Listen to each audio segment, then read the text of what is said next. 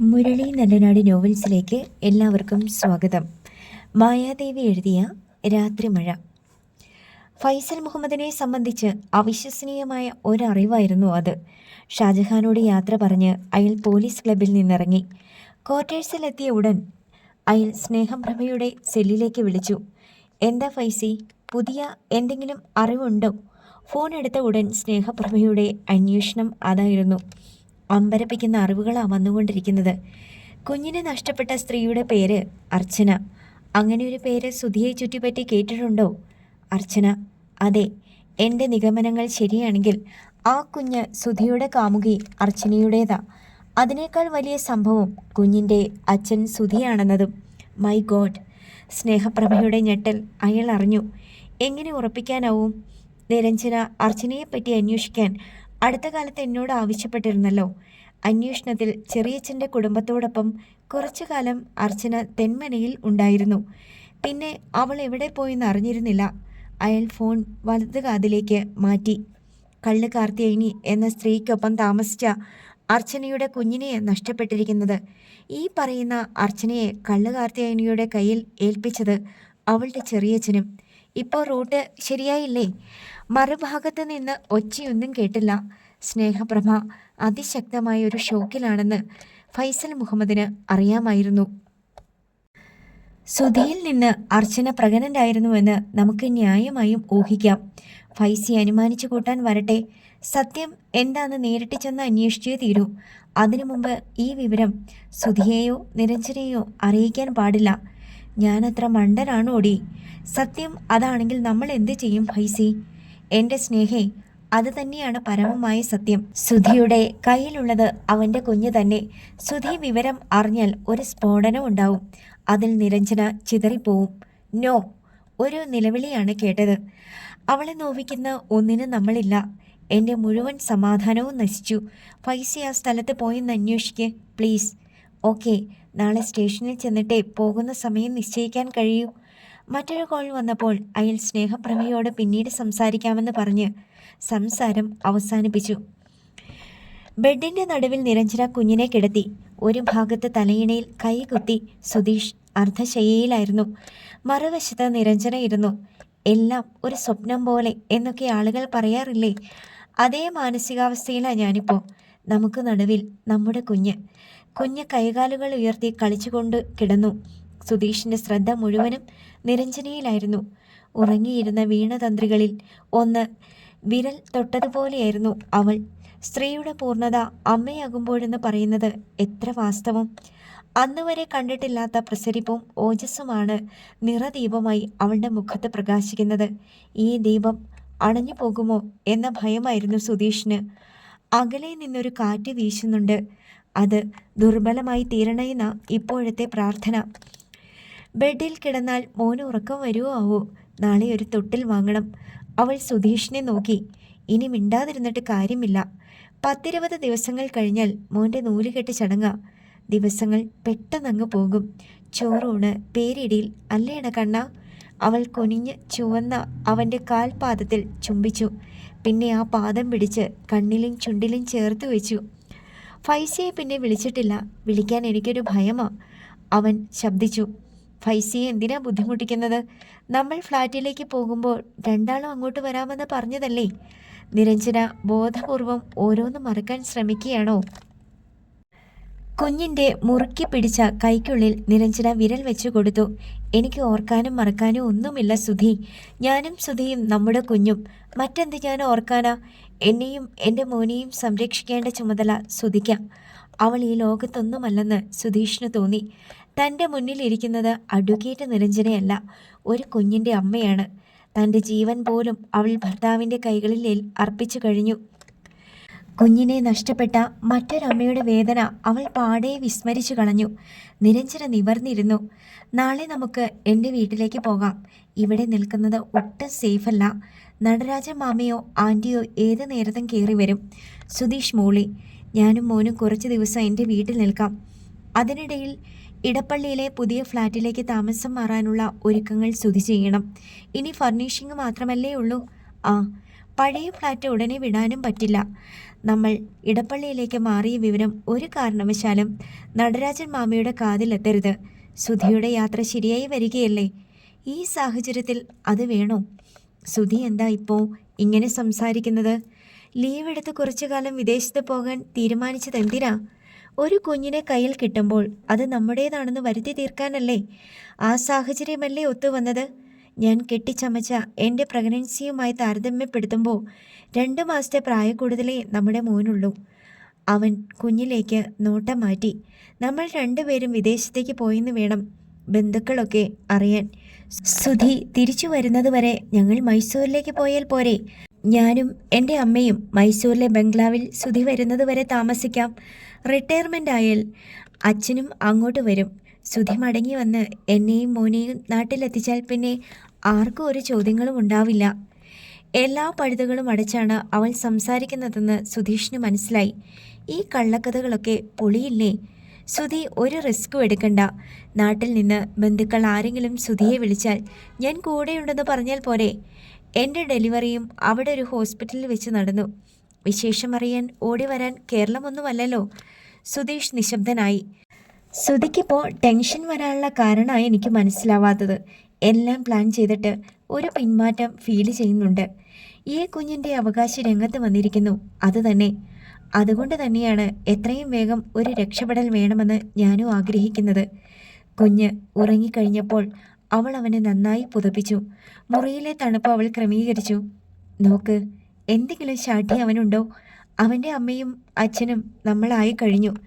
കുഞ്ഞിൻ്റെ അരികിൽ കിടന്നിട്ട് അവൾ ചെരിഞ്ഞു വന്നു. ആരും തട്ടിക്കൊണ്ടു പോകാത്ത വിധം കൈവച്ച് കുഞ്ഞിനൊരു കവചം തീർത്തു. മറുവശത്ത് സുധീഷും കിടന്നു. കുഞ്ഞിനെ കൈവിട്ട ആ അമ്മയായിരുന്നു അവൻ്റെ മനസ്സിൽ. നെഞ്ചു പൊട്ടി ആ അമ്മ എവിടെയോ തേങ്ങിക്കരയുന്നുണ്ടാവും. പാലുറഞ്ഞ മാരടത്തിലെ വേദന സഹിക്കാനാവാതെ അർച്ചന രാത്രി മുഴുവനും പൊളഞ്ഞു. കരഞ്ഞു കരഞ്ഞ് അവൾ നേരം വെളുപ്പിച്ചു. രാവിലെ ഒരു കപ്പ് ചായയുമായി ലീലാമ്മ മുറിയിൽ വരുമ്പോൾ അവൾ നെഞ്ചോട് കൈകൾ മുറുക്കി വെച്ച് ചുരുണ്ടുകൂടി കിടക്കുന്നതാണ് കണ്ടത്. കൊച്ചേ, ലീലാമ്മ വിളിച്ചു. അർച്ചന എഴുന്നേറ്റിരുന്നു. ഇതാ ചായ കുടിക്ക്. അവൾ ചായക്കപ്പ് വാങ്ങിയപ്പോൾ കൈ വിറച്ചു. പ്രസവ ശുശ്രൂഷ കിട്ടേണ്ട സമയമല്ലേ ഇത്? കണ്ടിട്ട് കഷ്ടം തോന്നുന്നു. ദൈന്യതയോടെ അർച്ചന ആ സ്ത്രീയെ നോക്കി. ചായ കുടിക്ക്, ഞാൻ വരാം. ലീലാമ്മ പുറത്തേക്ക് പോയി. ആർത്തിയോടെ അവൾ ചായ കുടിച്ചു. ഹിമയെ ഒന്ന് കാണാൻ അവളുടെ മനസ്സ് ഉത്കണ്ഠപ്പെട്ടുകൊണ്ടിരുന്നു. പോലീസിൽ നിന്ന് എന്തെങ്കിലും വിവരം കിട്ടിയെങ്കിൽ ഹിമ മാഡം അപ്പോൾ തന്നെ അറിയിച്ചേനെ. ഒന്നും ഉണ്ടായി കാണില്ല. കുറച്ചു കഴിഞ്ഞപ്പോൾ ലീലാമ്മ മുറിയിൽ വന്നു. കൊച്ചമ്മ വിളിക്കുന്നു, വാ. ആരാണെന്നറിയാതെ അർച്ചന ലീലാമ്മയ്ക്കൊപ്പം ചെന്നു. ഹാളിൽ ഹേമാംബിക പത്രം നോക്കി ഇരിപ്പുണ്ട്. അവൾ മുന്നിലേക്ക് ചെന്നു. അർച്ചനയുടെ മുഖത്തേക്ക് അവർ തറപ്പിച്ചു നോക്കി. നീ എപ്പോഴാ പോകുന്നത്? ഞാൻ പോകാം കൊച്ചമ്മേ, മാഡത്തെ ഒന്ന് കണ്ടോട്ടെ. ഹിമ. ഹേമാംബിക ഉച്ചത്തിൽ വിളിച്ചു. മുകളിൽ ഹിമയുടെ മുഖം തെളിഞ്ഞു. അർച്ചനയെ കണ്ടപ്പോൾ അവൾ വേഗം താഴേക്ക് വന്നു. എന്താ അർച്ചനെ? അവൾ പോകാൻ നിൽക്കുക. ഹിമയെ കണ്ടല്ലോ, എന്നാൽ നീ ചെല്ല്. നിഷ്കരുണം ആ സ്ത്രീ പറഞ്ഞു. ഹിമയെ നോക്കിയിട്ട് അർച്ചന നടക്കാൻ തുടങ്ങി. നീ എവിടെ നിൽക്ക്. നിന്നെ ഇങ്ങോട്ട് കൊണ്ടുവന്നത് ഞാനാ. ഞാൻ പറഞ്ഞിട്ട് നീ ഇവിടെ നിന്ന് പോയാൽ മതി. ഹേമാംബിക ചാടി എഴുന്നേറ്റു. ഓഹോ, എൻ്റെ വാക്കിന് നീ പുല്ലുവിലയാണോ കൽപ്പിച്ചത്? അമ്മേ, ഒരു വ്യക്തി എന്ന നിലയിൽ ഇതെൻ്റെ സ്വാതന്ത്ര്യമാണ്. അർച്ചന ഇവിടെ താമസിക്കാൻ വന്നതല്ലെന്ന് ഞാൻ പറഞ്ഞു കഴിഞ്ഞു. ഏറിയാൽ ഒരാഴ്ച. അവൾക്ക് താമസിക്കാൻ ഒരിടം അതിനകം ഞാൻ കണ്ടെത്തി കൊടുക്കും. അതുവരെ അവൾ ഇവിടെ നിൽക്കും. ഇനി ഇവൾ ഇവിടെ നിന്നാൽ ഞാൻ ഇവിടെ നിന്നിപ്പോൾ ഇറങ്ങും. അത് അമ്മയുടെ ഇഷ്ടം. ഹേമാംബിക അടിമുടി വിറച്ചു. ഏതോ ഒരു പെണ്ണിനു വേണ്ടി നീ എന്നെ തള്ളി പറഞ്ഞലോടി. നിന്നെ പ്രസവിച്ച് വളർത്തി വലുതാക്കിയതിനുള്ള പ്രതിഫലം നീ എനിക്കിത് തന്നെ തരണം. അമ്മയുടെ മനസ്സിൽ അല്പമെങ്കിലും അലിവുണ്ടായിരുന്നെങ്കിൽ പ്രസവിച്ച് ഒരാഴ്ച പോലും തികയാത്ത ഒരു പെണ്ണിനോട് പെരുവഴിയിലേക്ക് ഇറങ്ങിപ്പോകാൻ പറയില്ലായിരുന്നു. പിഴച്ചു പറ്റവളെ ഞാനെടുത്ത് മടിയിൽ വെക്കണോടി. ഇനി ഒരു നിമിഷം ഞാനിവിടെ നിൽക്കില്ല. ഹേമാംബിക വെട്ടിത്തിരിഞ്ഞ് അകത്തേക്ക് പോയി. അയ്യോ വേണ്ട മാഡം, അർച്ചന യാചിച്ചു. എൻ്റെ സ്വാതന്ത്ര്യത്തിൽ മറ്റൊരാൾ കൈകടത്തുന്നത് ഞാൻ ഇഷ്ടപ്പെടില്ല. അമ്മയായാലും എൻ്റെ ഭർത്താവായാലും. നീ ഇതൊരു വിഷയമായി കാണണ്ട. നിന്റെ ലക്ഷ്യം നിന്റെ കുഞ്ഞിനെ കണ്ടെത്തുകയാണ്. പോലീസിൽ നിന്ന് എന്തെങ്കിലും വിവരം കിട്ടിയോ മാഡം? ഇല്ല. CIയെ ഞാൻ വിളിക്കാം. ഹിമ ഉടൻ അയാളെ വിളിച്ചു. Good morning sir. ഞാൻ പുനലൂരിന്ന് ഡോക്ടർ ഹിമ വാസുദേവാണ്. മറുവശത്തു നിന്നുള്ള വാക്കുകൾക്കായി ഹിമ കാതോർത്തു. ആ മുഖത്തെ ഭാവപകർച്ച നോക്കി നെഞ്ചിടിപ്പോടെ അർച്ചന നിന്നു. കൊച്ചു കൊച്ചു വാക്കുകളിൽ ഹിമ ശബ്ദിച്ചുകൊണ്ടിരുന്നു. Thank you sir.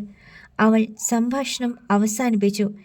അന്വേഷണം ഊർജിതമായി നടക്കുന്നുണ്ടെന്ന് അയാൾ പറയുന്നത്. ഇന്നലെ പകലും രാത്രിയും പോലീസിന് ഒരു വിവരവും കിട്ടിയിട്ടില്ലെന്ന് ചുരുക്കം. കംപ്ലൈൻറ്റ് കൊടുക്കാൻ വൈകിപ്പോയി എന്ന കാരണം പറഞ്ഞ് അവർക്ക് കൈ കഴുകാമല്ലോ. കാർത്തിയായനി ചേച്ചിയെ പിടിക്കുമെന്നല്ലേ പറഞ്ഞത്? അവളെ തേടി പോലീസ് തെന്മലയ്ക്ക് പോയതാ. അവളെ കുറേ ദിവസങ്ങളായി കാണാനില്ലത്രേ. നിനക്കിപ്പോൾ ബോധ്യായില്ലേ പിന്നിൽ അവളാണെന്ന്?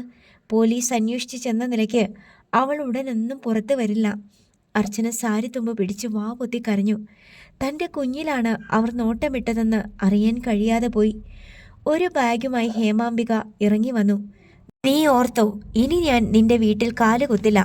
എന്തിനാ അമ്മേ ഇങ്ങനെ സ്വയം ചെറുതാവുന്നത്? ഒരു പാവം പെണ്ണിന് വേണ്ടി. ഇവൾക്ക് കുഞ്ഞിനെ കണ്ടെത്തി കൊടുത്ത് പറഞ്ഞു വിടാമെന്ന് നീ കരുതണ്ട. ഒരു കാലത്തും അവൾക്ക് ആ കുഞ്ഞിനെ കിട്ടാൻ പോകുന്നില്ല. അർച്ചനയെ നോക്കി ശപിച്ചിട്ട് ഹേമാംബിക ഇറങ്ങിപ്പോയി. അമ്മ ഇടയ്ക്കിടെ ഇങ്ങനെ പോകാറുണ്ട്. അവിവാഹിതയായ ഒരനിയത്തി കൊല്ലത്തുണ്ട്. കുറച്ച് ദിവസം അവിടെ ചെന്ന് നിന്നിട്ട് മടങ്ങിക്കോളും. നീ ഒന്ന് ഫ്രഷായിട്ട് വാ, ഹോസ്പിറ്റലിൽ ചെന്നൊരു ചെക്കപ്പ് നടത്താം. അർച്ചന കണ്ണു തുടച്ചുകൊണ്ട് മുറിയിലേക്ക് പോയി. മുകളിൽ കള്ളച്ചിരിയോടെ കൈമൾ നിൽപ്പുണ്ടായിരുന്നു.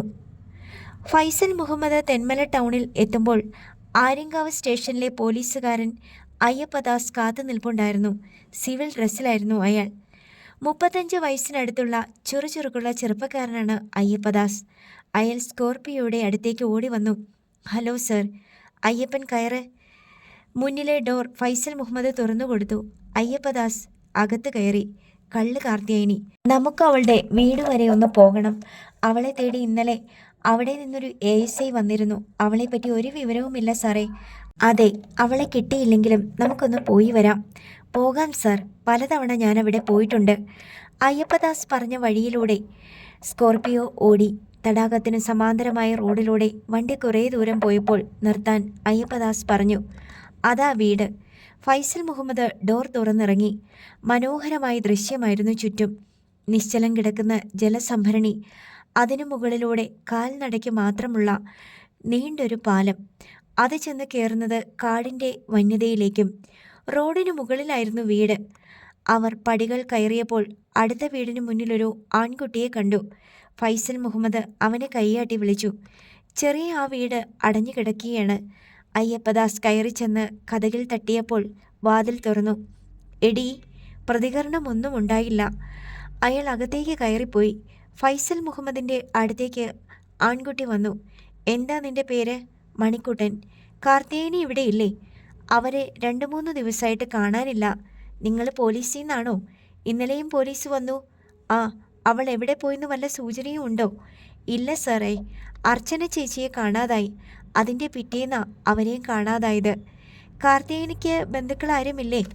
ഞങ്ങളുടെ അറിവിലില്ല സാറേ. പിന്നെ സഹായത്തിനുള്ളത് ആംബ്രോസാ. അയാൾ തെന്മല ഓട്ടോ ഡ്രൈവറാ. അയാളും അവരെ അന്വേഷിച്ച് നടക്കുക.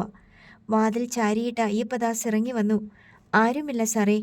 സ്കോർപിയോ തെന്മല എത്തി. ഇനി എന്താ സാറേ പരിപാടി? ഓട്ടോ സ്റ്റാൻഡിനടുത്തായി ഫൈസൽ മുഹമ്മദ് വണ്ടി നിർത്തി. Auto driver Ambrose. Faisal Muhammad വണ്ടിയിൽ തന്നെ ഇരുന്നു. ഒരു കടക്കാരനോട് അയ്യപ്പദാസ് സംസാരിച്ചു. പിന്നെ സെല്ലെടുക്കുന്നത് ഫൈസൽ മുഹമ്മദ് കണ്ടു. അയ്യപ്പദാസിൻ്റെ കോൾ ഫൈസൽ മുഹമ്മദിന് വന്നു. സർ, അവൻ സ്റ്റാൻഡിലുണ്ട്. 2ാമത്തെ വണ്ടി. എന്നെ കണ്ടാൽ അവൻ തിരിച്ചറിയും. വിളിച്ചിറക്കട്ടെ? വേണ്ട. അയ്യപ്പൻ സ്കോർപിയോയുമായി പിന്നാലെ വന്നാൽ മതി. ഫൈസൽ മുഹമ്മദ് വണ്ടിയിൽ നിന്നിറങ്ങി. മുന്നിലെ ഓട്ടോ പോയപ്പോൾ ഫൈസൽ മുഹമ്മദ് ആംബ്രോസിൻ്റെ അടുത്ത് ചെന്നു. എവിടേക്കാ? 13 കണ്ണറ പാലം. എത്രയാവും ചാർജ്? കേറ് സാറേ, മാന്യമായിട്ടേ വാങ്ങൂ. ഓട്ടോ തെങ്കാശി റോഡിലൂടെ പാഞ്ഞു. പിന്നാലെ സ്കോർപിയോയും. എന്താ സാറേ അവിടെ? ഷൂട്ടിങ്ങിന് ലൊക്കേഷൻ നോക്കാനാണോ? ഞാനൊരു സ്ഥലപ്പേര് പറഞ്ഞതാ. എനിക്ക് സ്വസ്ഥമായിട്ട് ആംബ്രോസിനോടൊന്ന് സംസാരിക്കണം. വണ്ടിയൊന്ന് പാളിയത് ഫൈസൽ മുഹമ്മദ് അറിഞ്ഞു. അവൻ വെട്ടിത്തിരിഞ്ഞു നോക്കി. ആരാ? ആരുമാകാം. അറിയാവുന്നത് പറഞ്ഞാൽ നിന്റെ രക്ഷകൻ, കള്ളം പറഞ്ഞാൽ നിന്റെ അന്തകൻ. നിർത്തടാ വന്നീ വണ്ടി. മുരൾച്ചയോടെ ഓട്ടോ നിന്നു. അതിനു മുൻപേ പുറത്തേക്ക് ചാടാൻ തുനിഞ്ഞ ആംബ്രോസിൻ്റെ ഷർട്ടിൻ്റെ പിൻകോളറിൽ ഫൈസൽ മുഹമ്മദ് പിടികൂടിയിരുന്നു. അവൻ പുറത്തേക്ക് ചാടിയെങ്കിലും ഓടാനായില്ല. സ്കോർപിയോ ഓട്ടോയുടെ പിന്നിൽ വന്നു നിന്നു. ഫൈസൽ മുഹമ്മദ് അവൻ്റെ കാക്കി ഷർട്ടിൽ പിടിച്ചു വലിച്ച് സ്കോർപിയോയുടെ ഡോർ തുറന്ന് തള്ളിക്കയറ്റി. അയാളും കൂടെ കയറി. പോലീസുകാരാണെന്ന് ആംബ്രോസിന് മനസ്സിലായി. എന്താ സാറേ, നിന്നെ ഉപദ്രവിക്കൊന്നുമില്ല. കാർത്തിയായനി എവിടെയാ ഒളിച്ചു കഴിയുന്നത്?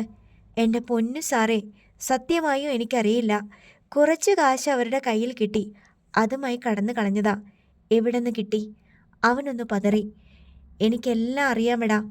3 ലക്ഷം രൂപ. അതെവിടെ നിന്ന് കിട്ടിയെന്നും എനിക്കറിയാം. തിരുവനന്തപുരത്ത് ഒരു റാക്കറ്റിൻ്റെ കയ്യിൽ നിന്ന് അർച്ചനയുടെ കുഞ്ഞിനെ കൈമാറിയതിന്. അല്ലേടാ പന്നി? ഫൈസൽ മുഹമ്മദ് മുഷ്ടി ചുരുട്ടി അവൻ്റെ മൂക്കിന് നേരെ കൊണ്ടുവന്നു. അതെ സാറേ, പക്ഷേ 1 ലക്ഷം തികച്ചു കിട്ടിയില്ലെന്നാ എന്നോട് പറഞ്ഞത്. അന്ന് കുഞ്ഞിനെ കൈമാറ്റം ചെയ്ത കാര്യങ്ങൾ വള്ളിപുള്ളി തെറ്റാതെ പറയടാ. കാർത്തികേയനി പങ്കുവച്ച വിവരങ്ങളെല്ലാം അവൻ പറഞ്ഞു. ചാലക്കുഴി റോഡിൽ വെച്ച് സ്കോർപിയോയിൽ വന്നവരാണ് കുഞ്ഞിനെ കൊണ്ടുപോയതെന്നും അറിയിച്ചു.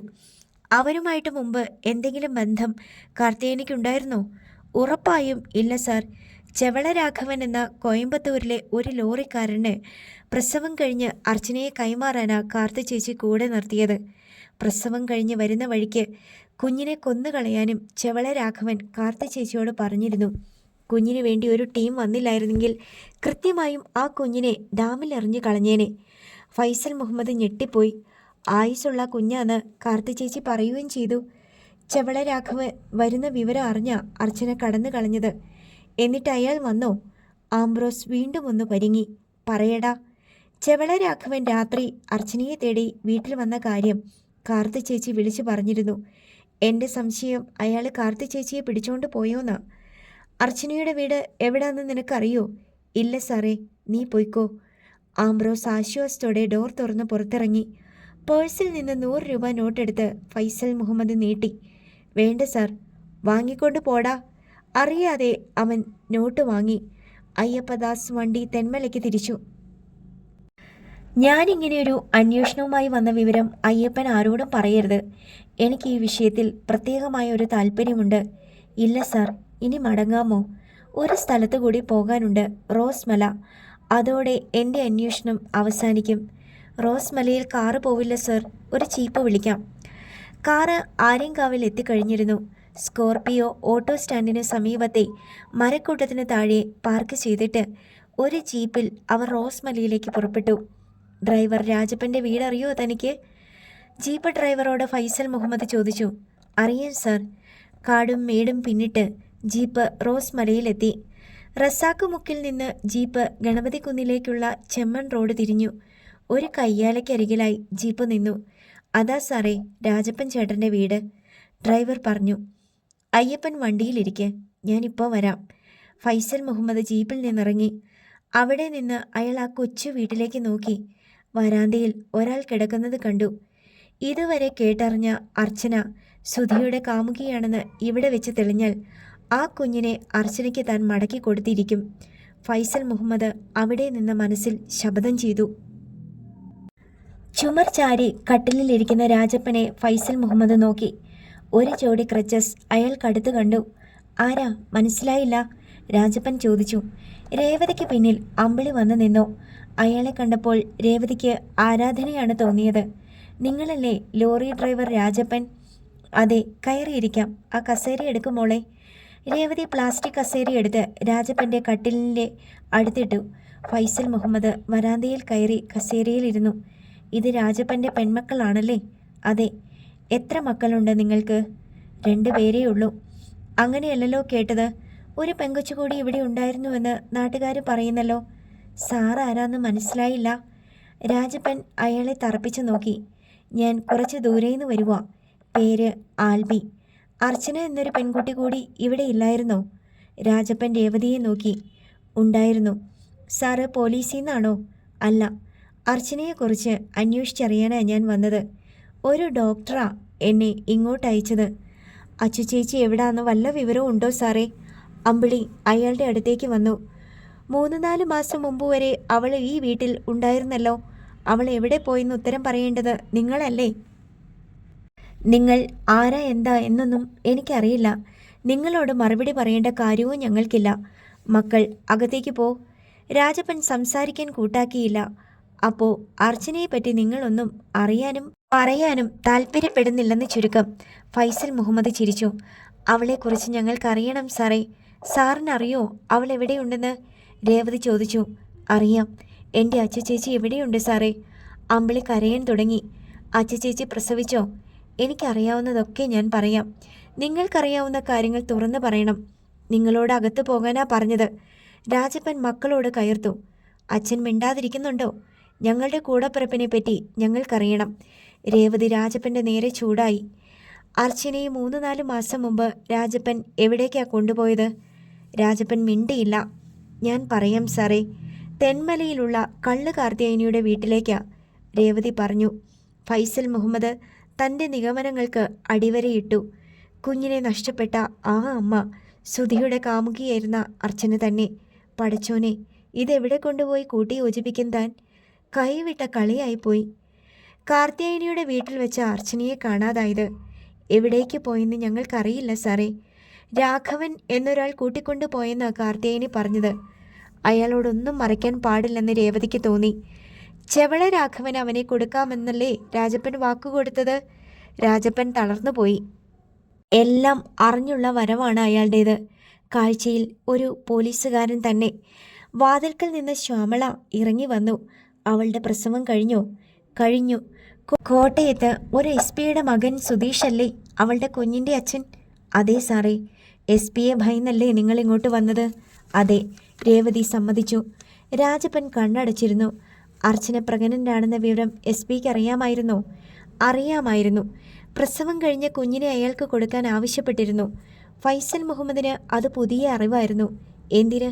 അയാൾക്ക് വളർത്താനാണോ? അല്ല, ആ കുഞ്ഞ് ഭാവിയിൽ പ്രശ്നം ഉണ്ടാക്കുമെന്ന് കരുതിയിട്ടാ. അയാളുടെ അറിവോടെയാ കാർത്തിയായനിയുടെ വീട്ടിൽ അർച്ചനയെ എത്തിച്ചത്. കുഞ്ഞിനെ SP-ക്ക് കൊടുക്കുക, അർച്ചനയെ രാഘവന് കൊടുക്കുക. ഇതായിരുന്നില്ലേ രാജപ്പൻ്റെ പ്ലാൻ? രാജപ്പൻ കണ്ണു തുറന്നില്ല. രാജപ്പൻ്റെ കാല് വെട്ടിയതാരാ? അതാ SP-യും കൂട്ടരുമാ സാറേ. രേവതി മറച്ചു വെച്ചില്ല. വിശ്വനാഥൻ സാറ് നന്നായി ഗ്രൗണ്ട് വർക്ക് ചെയ്യുന്നുണ്ടെന്ന് ഫൈസൽ മുഹമ്മദിന് മനസ്സിലായി. പോലീസിൽ പറഞ്ഞില്ലേ? പേടിച്ചിട്ട് അച്ഛൻ പറയാഞ്ഞതാ. അർച്ചന ആ വീട്ടിൽ നിന്ന് പോയ ശേഷം SP-യും കൂട്ടരും അവിടെ വന്നു. അവൾ ഗർഭിണിയാണെന്ന് പറഞ്ഞ് അച്ഛൻ പണം തട്ടിയതാണെന്ന് വിശ്വസിച്ച് അയാൾ അച്ഛൻ്റെ കാല് വെട്ടി.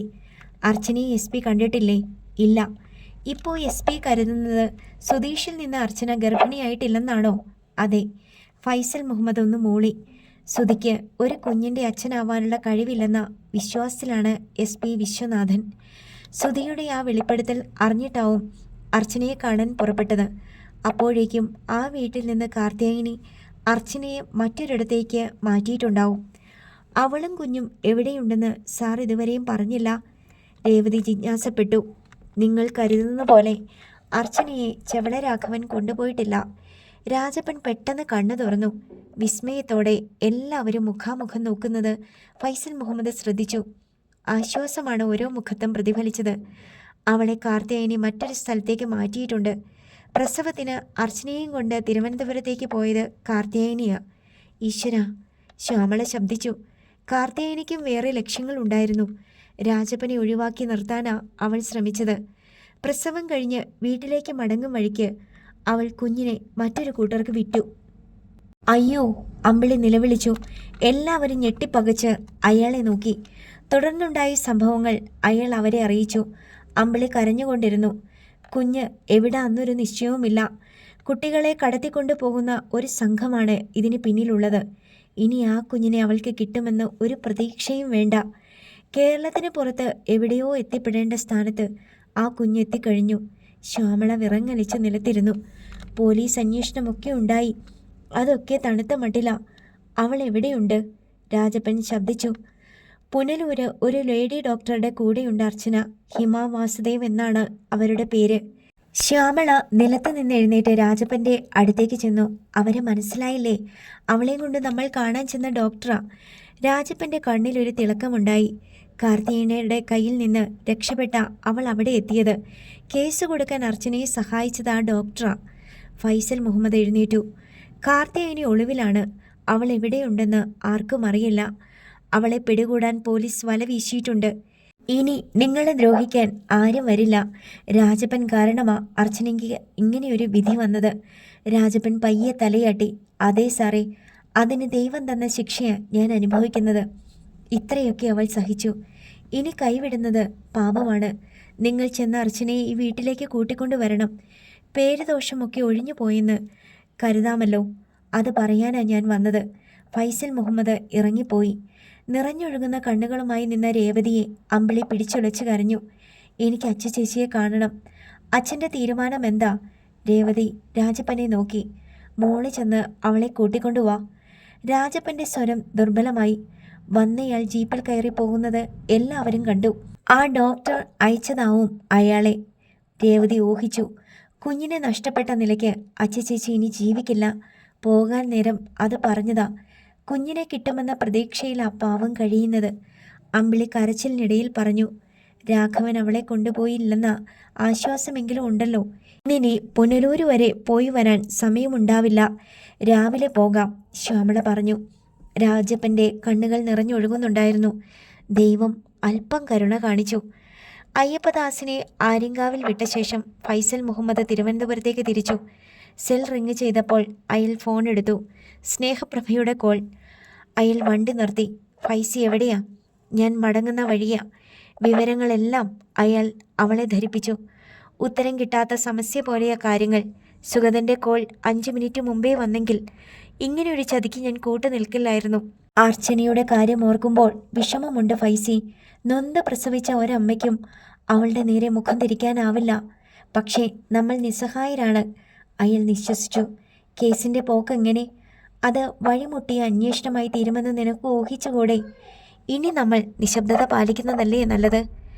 ഞാൻ മനസ്സിലാക്കുന്നത് ജീവിക്കാനുള്ള അർച്ചനയുടെ പ്രതീക്ഷ ആ കുഞ്ഞാണെന്നാണ്. അല്ലെങ്കിൽ അവൾക്കതിനെ അബോർട്ട് ചെയ്യാമായിരുന്നു. കുഞ്ഞ് നഷ്ടപ്പെട്ടിട്ടും അവൾ രംഗത്ത് വരാനുള്ള കാരണം അതല്ലേ? പോലീസ് സ്റ്റേഷനിൽ അവൾ പൊട്ടിക്കരഞ്ഞെന്ന് ഷാജഹാൻ പറഞ്ഞു. കുഞ്ഞിനെ തിരികെ വാങ്ങിക്കൊടുക്കുന്നതല്ല ഇപ്പോഴത്തെ പ്രശ്നം. അർച്ചനയ്ക്ക് സംഭവിച്ച കാര്യങ്ങളൊന്നും സുധിക്കറിയില്ല. അവൾ എവിടെയോ വിവാഹിതയായി കഴിയുന്നുണ്ടെന്ന സുധി ഉറച്ചു വിശ്വസിക്കുന്നത്. സത്യം സുധിയെ അറിയിക്കാൻ നമുക്ക് കഴിയുമോ? പിന്നീടുണ്ടാവുന്ന പ്രത്യാഘാതം എത്ര വലുതായിരിക്കും? സുധി വിവരമറിഞ്ഞാൽ നിരഞ്ജനയുമായിട്ടുള്ള ബന്ധം അവസാനിക്കും. നിരഞ്ജനയുടെ കയ്യിൽ നിന്ന് കുഞ്ഞിനെ തിരിച്ചു പിടിച്ചാൽ പിന്നെ അവൾ ജീവിച്ചിരിക്കില്ല. നമുക്ക് ചിന്തിക്കാൻ പോലും കഴിയാത്ത കാര്യങ്ങളാണ് പിന്നെ സംഭവിക്കുന്നത്. എനിക്ക് കൈയൊഴിയാൻ പറ്റില്ല സ്നേഹ. എനിക്ക് ശരിയെന്ന് തോന്നുന്നതേ ഞാൻ ചെയ്യൂ. സുധിക്കും നിരഞ്ജനയ്ക്കും ഇനിയും ഒരു കുഞ്ഞിനെ കിട്ടും. കുഞ്ഞിന് വേണ്ടി അവരൊന്നും ചെയ്തിട്ടില്ല. അതുപോലല്ല അർച്ചനയുടെ കാര്യം. അവളുടെ ജീവിതമാണ് ആ കുഞ്ഞ്. അതിന് തിരിച്ചു കൊടുത്തേ തീരൂ. ഫൈസി. ഭയം നിറഞ്ഞ വിളി അയാളുടെ കാതിൽ വീണു. നീ ഫോൺ വെക്ക്. ഫൈസി, ഇപ്പോൾ കടുത്തൊരു തീരുമാനമെടുക്കരുത്. നമ്മൾ നേരിട്ട് കണ്ടിട്ട് മതി. അയാൾ കോൾ കട്ട് ചെയ്തു. സീറ്റിൽ ചാരി കുറേ നേരം അയാൾ കണ്ണടച്ചിരുന്നു. സുധിയുടെ സെല്ലിലേക്ക് ഒരു വിളി മതി. അർച്ചനയ്ക്ക് കൈമോശം വന്ന ജീവിതം തിരിച്ചു കിട്ടാൻ. നിരഞ്ജന തീർത്തും അന്യയായി സുധിയുടെ ജീവിതത്തിൽ നിന്ന് തല കുമ്പിട്ട് ഇറങ്ങിപ്പോകേണ്ടി വരും. അതിന് തനിക്ക് കഴിഞ്ഞില്ലെങ്കിൽ കര കാണാ കടലിൽ മുങ്ങിത്താഴുന്ന ഒരു പെണ്ണിനോട്, ഒരമ്മയോട് ചെയ്യുന്ന മഹാപാപമായിരിക്കും. ഏതു വഴി പോകണമെന്നറിയാതെ ഫൈസൽ മുഹമ്മദ് നിസ്സഹായനായി സീറ്റിൽ കണ്ണടച്ചിരുന്നു. നോവൽ തുടരും.